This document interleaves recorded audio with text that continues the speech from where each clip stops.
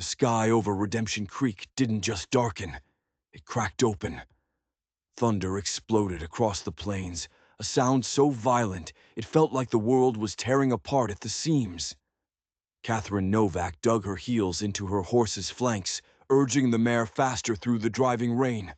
The creek, usually a lazy ribbon of water, was now a roaring, muddy beast, and it was getting wider by the second. She was just a girl from Boston, 22 years old, and 6 months into a new life she never asked for. Her parents were gone, leaving her with nothing but a ticket west to her uncle's general store. The West, she'd learned, was a place of brutal beauty and sudden death. Right now, it was leaning toward death. "Come on, Maple!" she screamed over the wind, her voice swallowed by the storm. The bridge was just ahead, a flimsy-looking thing made of wood, her only path home. Lightning spiderwebbed across the sky, illuminating a terrifying sight. The creek wasn't just swelling, it was a wall of water, a flash flood churning with uprooted trees and debris, and it was heading straight for the bridge. Her horse, Maple, felt it too. The animal whinnied, its eyes wide with terror. "Easy, girl," Catherine soothed, but her hands were shaking. They were halfway across when the world splintered. A sound like a cannon blast echoed from upstream. The bridge bucked beneath them like a living thing. Maple reared, a scream of pure animal panic, and Catherine was thrown from the saddle. She hit the wooden planks hard, the air knocked from her lungs. Before she could even gasp, the bridge gave way. Wood splintered, ropes snapped, and Catherine plunged into the icy, churning chaos. The cold was a physical blow, stealing her breath and her strength. Her heavy dress became an anchor, dragging her down into the violent current. She fought, kicking and clawing her way to the surface, only to be sucked under again. "Help!" she cried, but the storm ate her words. A massive log, spinning like a top, appeared out of the murk. She had no time to react. It slammed into her side with the force of a battering ram. Pain, white-hot and blinding, exploded behind her eyes. The world dissolved into a dark, swirling vortex. As her consciousness faded, she saw something impossible. A figure on the bank, a man on a tall, dark horse, keeping pace with the flood, his face obscured by the rain and a low-brimmed hat. He wasn't running from the storm. He was riding into it. And he was watching her. The man who called himself Grant Townsend hadn't been checking fence lines. That was a lie. He'd been watching the bridge, waiting. The storm was just a complication. When he saw it collapse, when he saw the woman fall, he didn't hesitate. He spurred his horse, a powerful black stallion that moved with unnatural speed, racing along the collapsing bank. He saw her go under, saw the log hit her. He knew he had seconds. Tying his lasso to the saddle horn with a practiced, fluid motion, he plunged his horse into the raging water. The animal didn't fight it. It swam with powerful, sure strokes, as if born to the chaos. Grant reached her just as her eyes were closing, her fight nearly gone. "Hold on," he snarled, the words ripped from his throat. He wrapped one muscular arm around her waist, pulling her limp body against his. With his free hand, he gripped the rope. The stallion on the bank, a perfectly trained beast, began to backpedal, dragging them from the torrent's grip. He hauled her onto the muddy bank, her body as lifeless as a doll. He checked for breath. Shallow, but there. He gathered her into his arms, his own body shielding her from the relentless downpour. "Stay with me," he whispered, his voice a rough, urgent command. "You hear me? Stay with me." Her eyelids fluttered, a flicker of life. It was enough. He lifted her onto his horse, mounting behind her and cradling her against his chest. His line cabin was close, too close to be a coincidence. The cabin was a single Spartan room, a bed, a table, a stone fireplace. Nothing personal, Nothing that said a man actually lived here. It was a place to exist, not to live. Grant carried her inside, laying her gently on the narrow cot. He worked with a cold efficiency, stoking the dying embers in the fireplace into a roaring blaze. He knew what came next. Pneumonia. The grip of the cold could be as deadly as the water. He found a clean shirt and a pair of worn trousers. "Miss," he said, his voice low. "Can you hear me?" Catherine's eyes opened. They were a startling shade of blue, wide with confusion and pain. She was looking at a stranger, a hard man with eyes that seemed to see right through her. "Where?" "You're safe," he cut her off.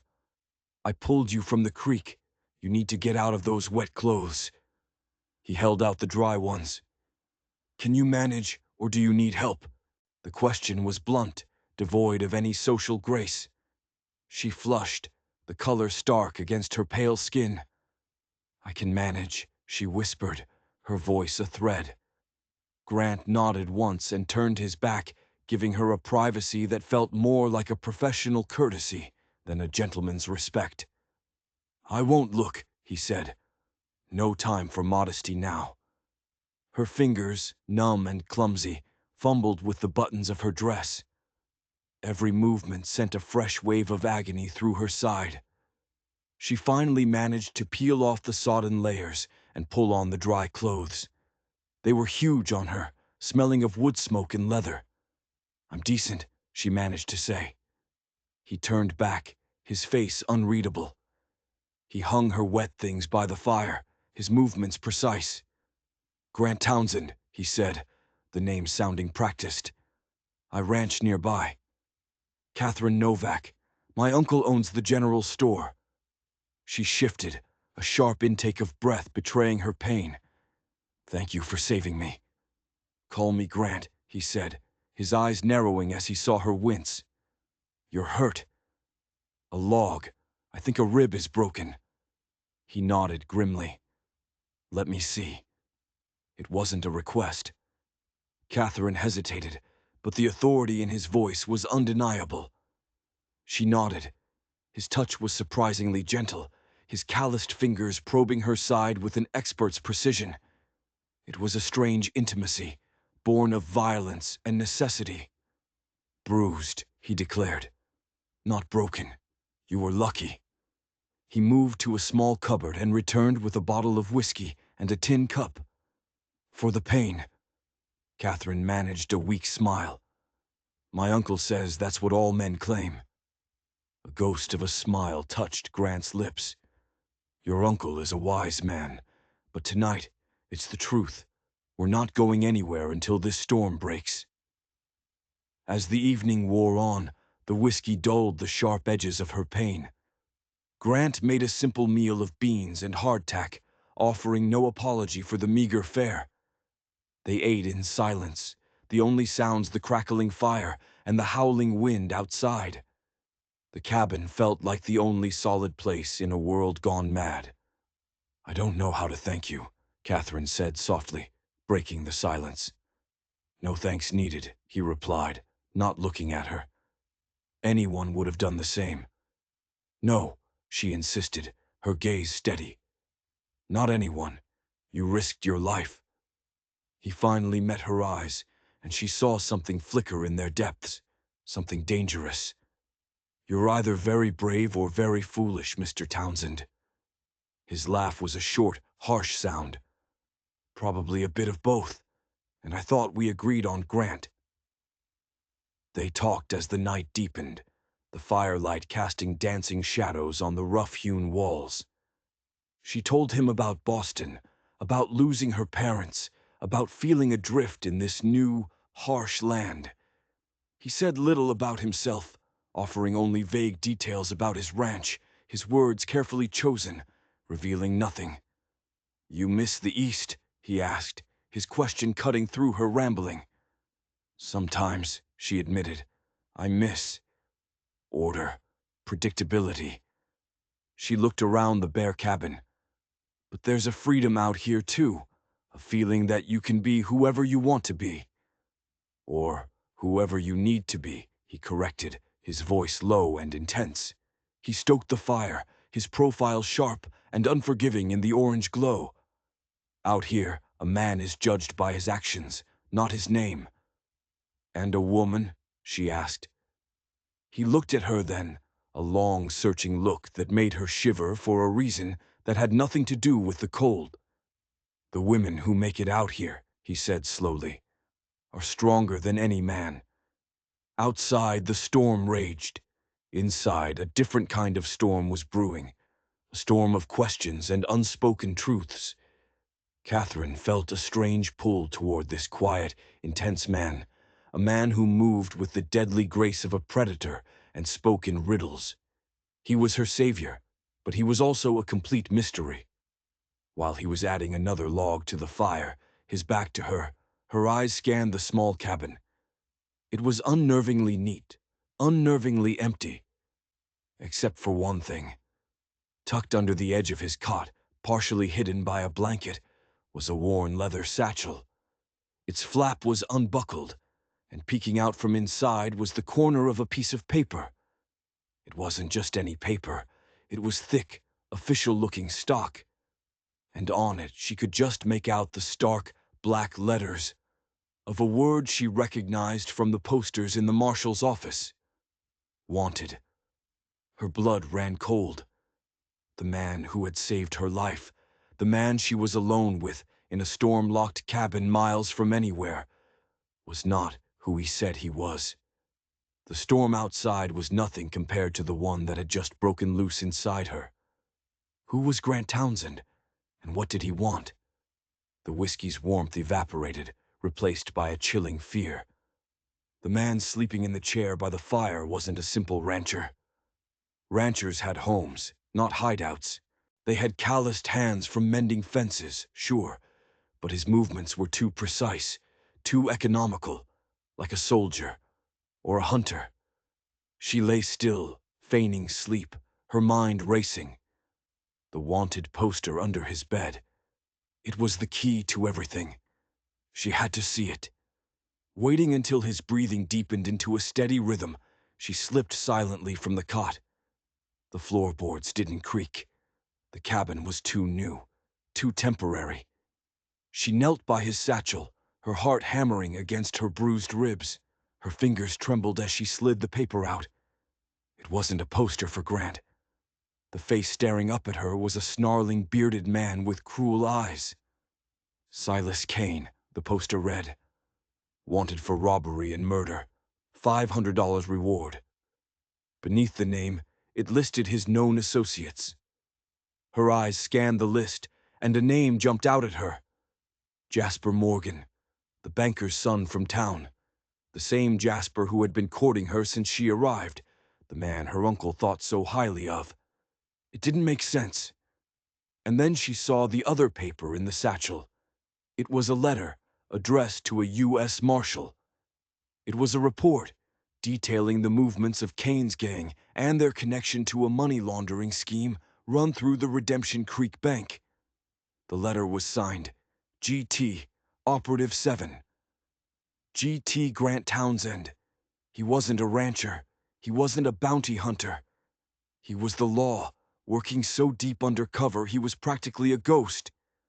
The entire rancher story was a fiction, a cover to get close to the Morgans and their criminal enterprise. A floorboard creaked behind her. You should have stayed in bed, Catherine.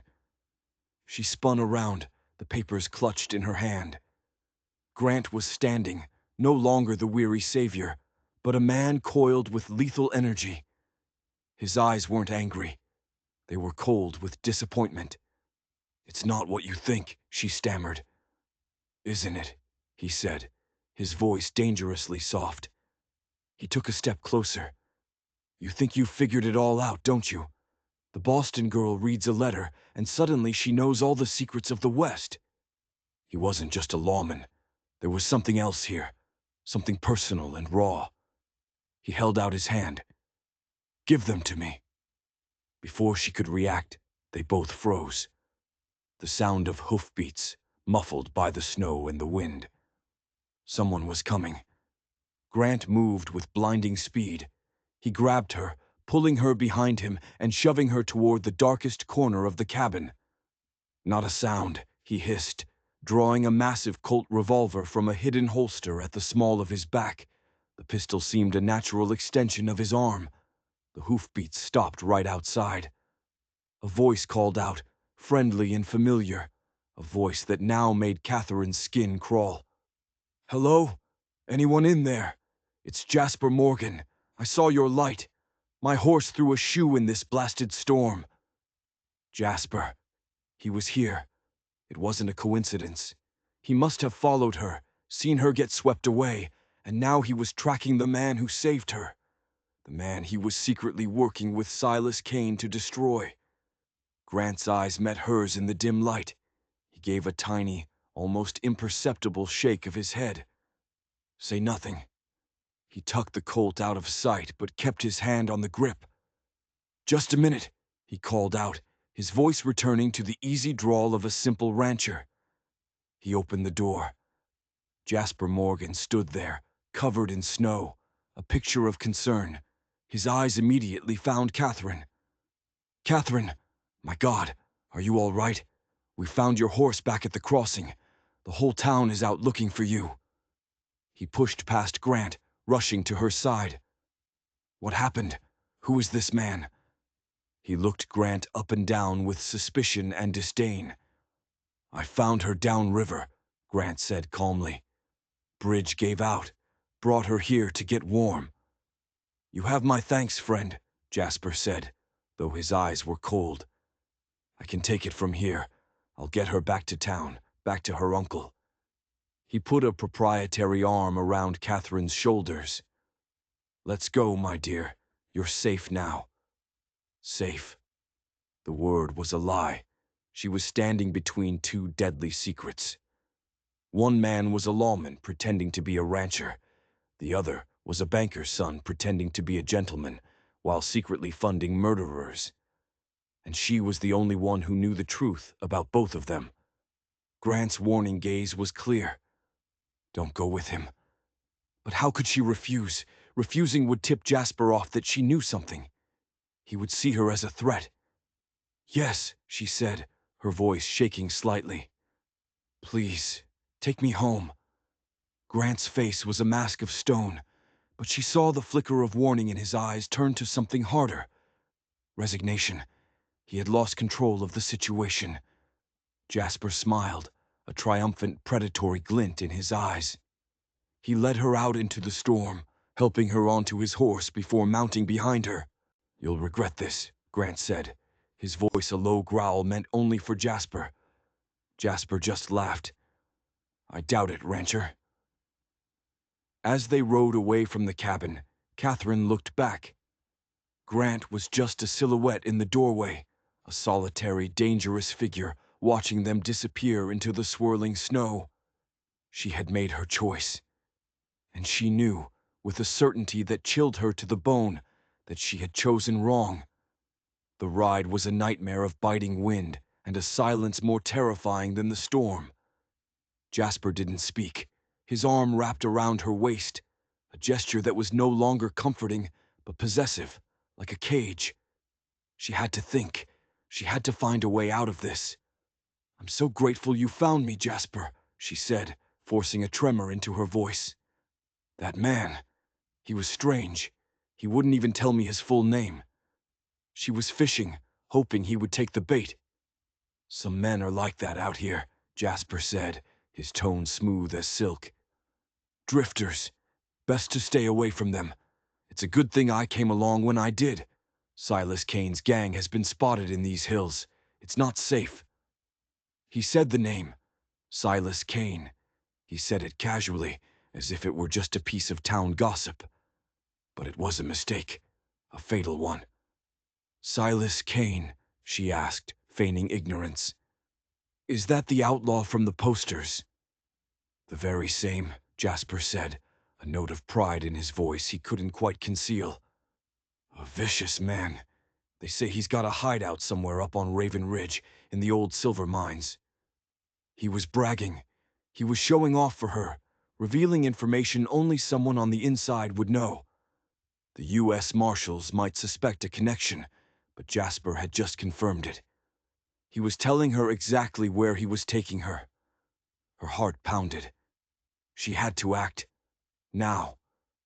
"Jasper, wait," she said, pulling back on the reins.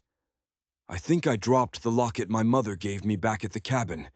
It must have fallen off when I changed."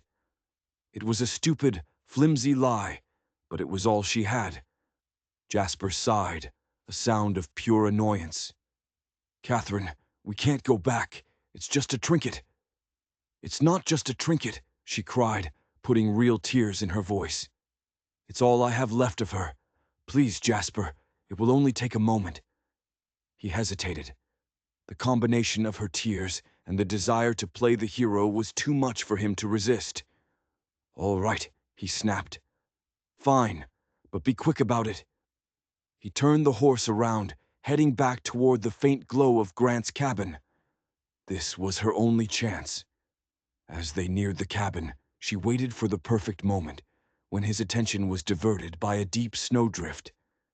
She threw her entire body to the side, launching herself from the horse and into the deep snow. The fall was jarring, but the snow cushioned her landing. "Catherine!" Jasper yelled, caught completely by surprise. He struggled to control the spooked horse. She scrambled to her feet and ran, not toward the cabin's front door, but around the side, toward the darkness and the trees.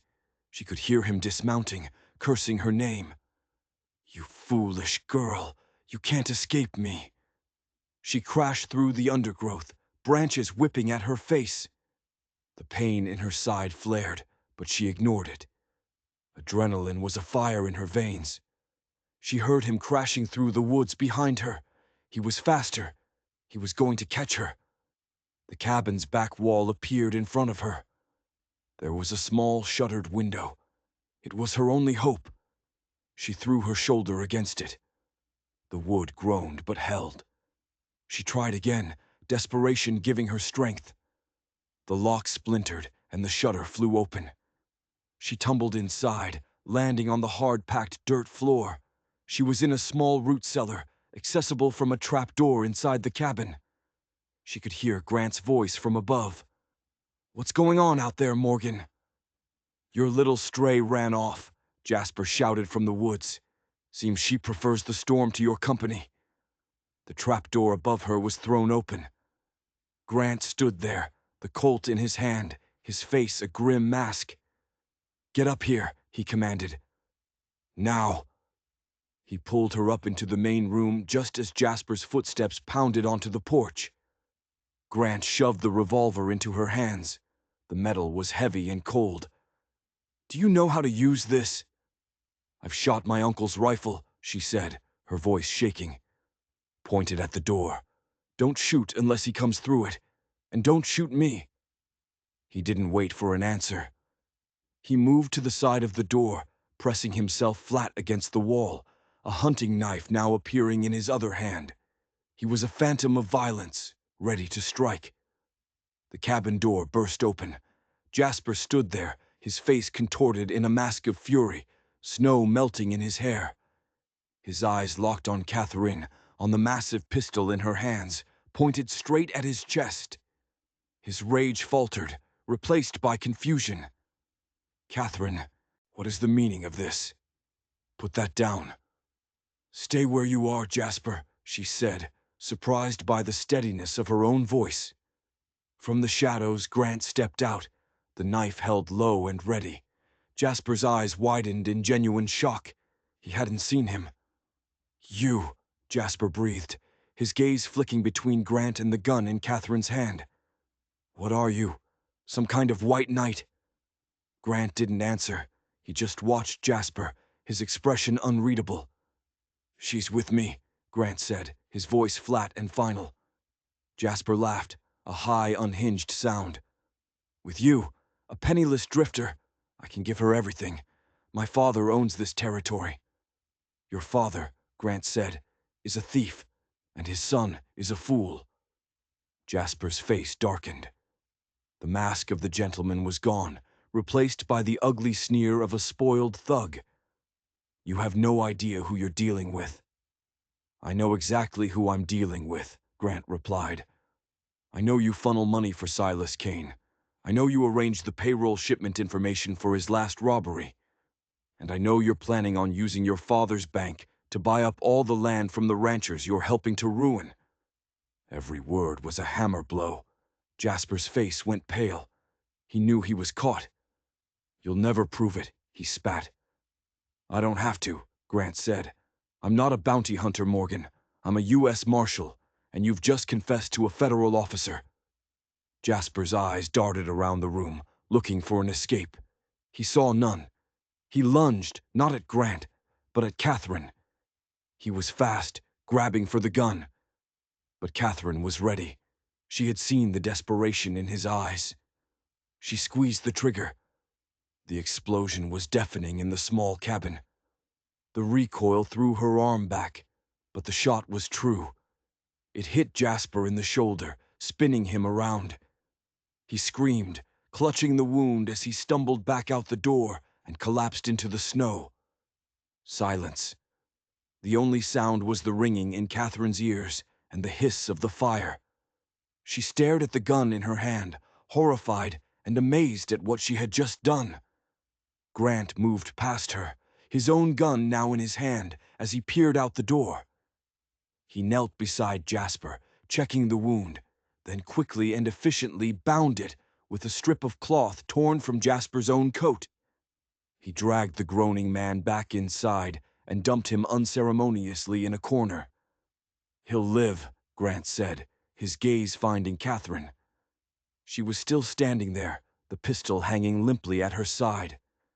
He gently took it from her fingers. "You did good," he said, and for the first time, there was a warmth in his voice. "Better than good." But it wasn't over. They could hear more horses approaching, not one or two, a lot of them. "That'll be Kane," Grant said grimly. "Morgan was supposed to deliver you to him. When he didn't show, Kane came looking."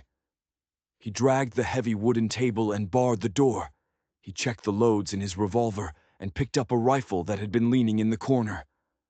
"The root cellar," he said, pointing to the trapdoor. "Get in.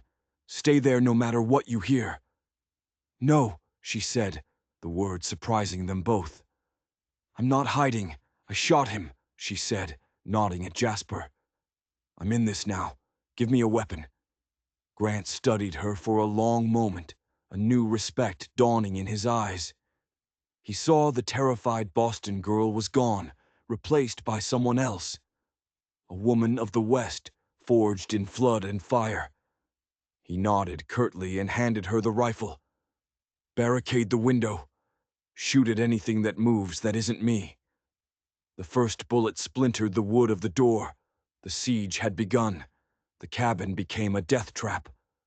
Bullets ripped through the thin walls, tearing holes in the chinking and sending splinters flying. Grant moved with a terrifying calm, a whirlwind of controlled violence. He fired, reloaded, and fired again, each shot placed with deadly accuracy. He was no longer a rancher or even just a lawman. He was a warrior. Catherine, huddled beneath the window, found a strange clarity in the chaos. The fear was still there, a cold knot in her stomach, but it was overshadowed by a fierce, primal will to survive. She loaded the rifle, the movements clumsy at first, then smoother.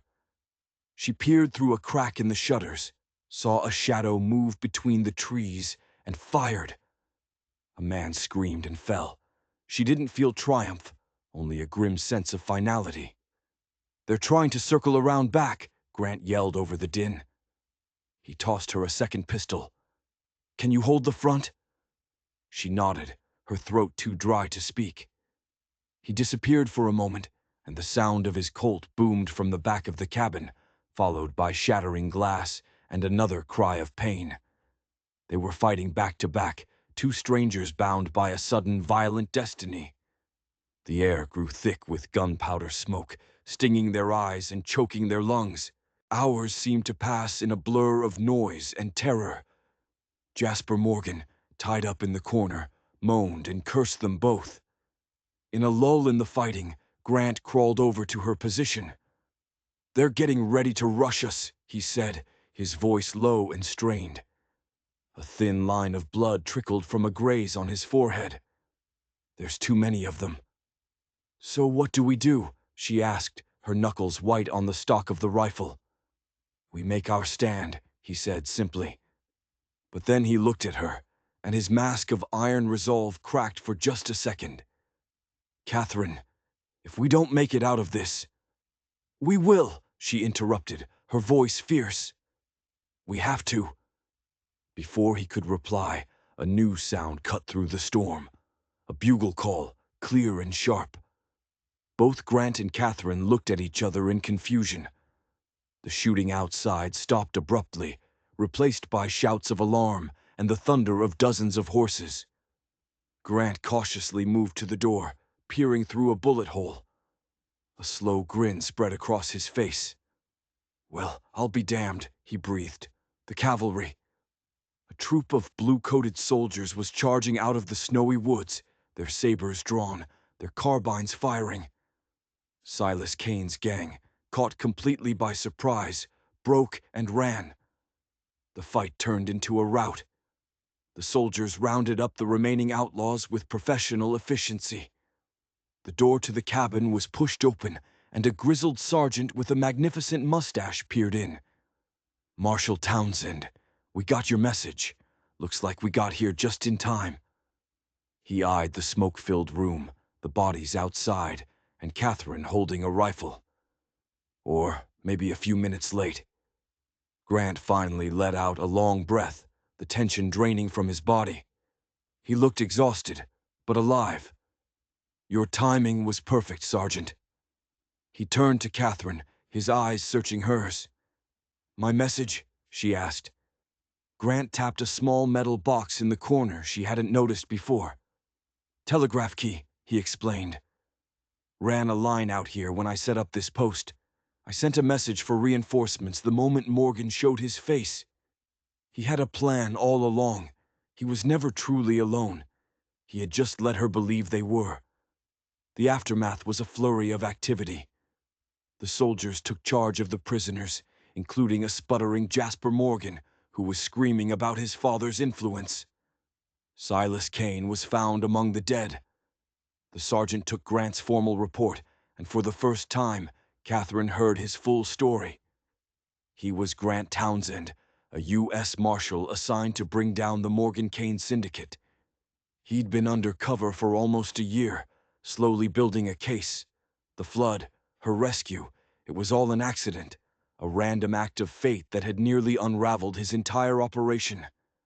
"You were a complication I didn't plan for," he admitted to her later, as a doctor patched up his minor wounds. "You were the best kind of complication," she replied softly. They stood outside the cabin as the sun began to rise, painting the snow-covered landscape in hues of pink and gold. The storm had passed. The world felt clean and new. "My mission here is over," Grant said, not looking at her. "They'll reassign me. Wyoming, maybe Montana." A cold dread filled Catherine's chest. After everything they had been through, he was just going to leave. "I see," she said, her voice small. He finally turned to face her. He took her hand, his calloused thumb gently tracing circles on her skin. "It takes about 3 months for a marshal to be honorably discharged. Longer if he wants to cash in his reward money to buy a certain foreclosed ranch he's had his eye on." Catherine's breath caught in her throat. "The double T," she whispered.